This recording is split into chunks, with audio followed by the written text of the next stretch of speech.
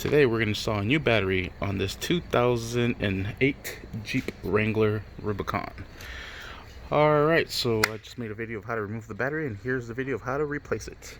So let's go ahead and drop the battery into the battery bay. Alright, and the first thing we're going to do is going to go ahead and put on the positive terminal.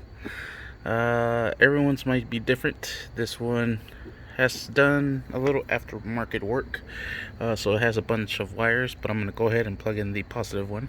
Alright, and there's my positive. See the wires, and here's the negative. Let's go ahead and plug in the negative terminal. Here, everything turning on. Alright, and this positive is a 10mm wrench, so let's go ahead and tie that up. All the way, please. We have that automatic running boards trying to activate. So let's go ahead and tie this up, and then the negative one as well. The negative one is going to be a size 13. This one's an aftermarket one. That's why it is a size 13. So let me go ahead and tie that down.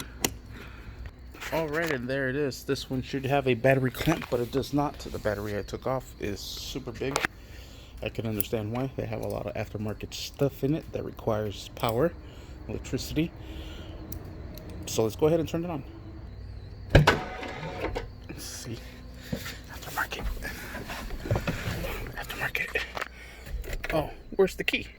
Alright, and here we go. Beautiful. Sweet.